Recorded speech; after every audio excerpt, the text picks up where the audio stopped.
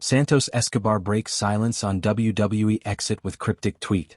Right, let me tell you about the most British exit that isn't actually British at all. Santos Escobar just left WWE with all the subtlety of a cabinet minister resigning via WhatsApp at 2 in the morning. 2 minutes past midnight, contract expired, and boom, he drops a cryptic tweet saying "Pa'lante." That's Spanish for "forward," which is basically the professional wrestling equivalent of "I'm leaving to spend more time with my family," except he actually means it. Now, before you click away thinking this is just another wrestling story on UK Political Insight, stick around because this tale of corporate creative differences has more in common with Westminster walkouts than you might think. We've seen plenty of political exits, but rarely do they involve someone literally waiting until the stroke of midnight to make their move. That's commitment to drama that even Boris Johnson would admire. Santos Escobar, formerly known as El Hijo del Fantasma for those keeping track of wrestling alter egos like their ministerial positions, has officially become what the industry calls a free agent. In political terms, he's gone from being a backbencher in a safe seat to becoming an independent who can actually speak his mind. His WWE profile has been ceremoniously dumped into the alumni section faster than you can say former Prime Minister Liz Truss. Here's where it gets properly interesting. WWE apparently tried to re-sign him but couldn't reach an agreement due to, and I quote, creative differences. Creative differences in wrestling is like saying a politician left due to philosophical disagreements. It means someone wanted to go left, someone wanted to go right, and nobody was willing to meet in the middle. It's the professional way of saying, we couldn't stand working together anymore but we're too polite to say it outright. The creative differences angle is what really gets me though. In WWE, creative differences usually means the writers wanted you to dress up as a giant turkey or lose every match for 6 months straight, and you had the audacity to suggest maybe that wasn't the best use of your talents. It's like being a senior minister and being told your new role is answering complaints about potholes in Wolverhampton. Sometimes you've just got to know your worth and walk away. The midnight timing of his departure announcement is pure theater. He literally waited until his contract expired to the second before making his move. That's the kind of pettiness I can respect. It's like handing in your resignation letter at 4:59 p.m. on a Friday before a bank holiday weekend. You're technically following all the rules while simultaneously giving the biggest middle finger possible to your former employers. What's brilliant about using "Pa'lante" as his farewell message is its ambiguity. Forward to what? Another wrestling company? Hollywood? Opening a food truck? Running for political office? The possibilities are endless, and that's exactly the point. He's left everyone guessing while making it clear he's not looking back. It's the professional equivalent of leaving a party without saying goodbye to anyone. You just grab your coat and disappear into the night. The alumni section move is particularly brutal. One day you're on the active roster page, the next you're lumped in with wrestlers from the 1980s who peaked when Margaret Thatcher was still Prime Minister. It's the digital equivalent of having your parliamentary pass revoked. One moment you're somebody, the next you're just another has-been with a Wikipedia page that needs updating.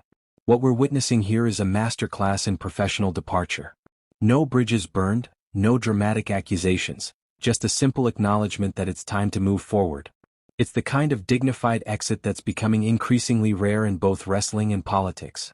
Usually, these things end with someone going through a table or having a spectacular meltdown on Twitter. Escobar chose elegance over drama, and honestly, that might be the most revolutionary thing about this whole situation. The creative differences excuse is particularly rich when you consider WWE's track record with talented wrestlers they couldn't figure out how to use. It's like watching a government complain about lack of talent while simultaneously driving away anyone with actual ability. The problem isn't the talent, it's the system that can't recognize or utilize it properly. 5 months of absence before leaving suggests this wasn't a sudden decision. This was calculated, planned, and executed with precision.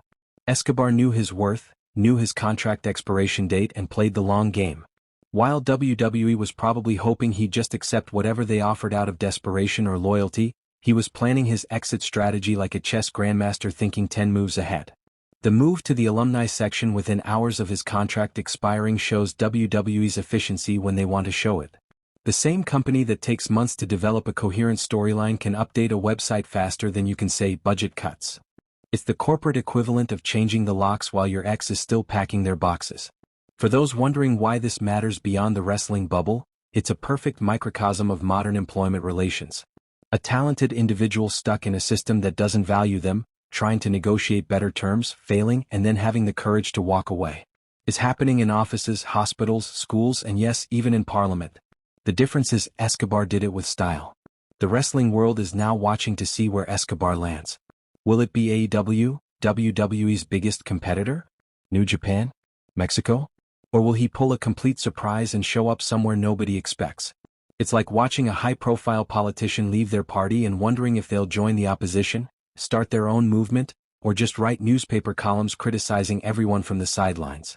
What's certain is that Escobar's Pa'lante message has resonated far beyond wrestling Twitter. It's become a rallying cry for anyone stuck in a situation that doesn't serve them. Sometimes moving forward is the only option, even when it means leaving security behind. Look, if you've made it this far through a wrestling story on a UK politics channel, you clearly appreciate good drama wherever it comes from.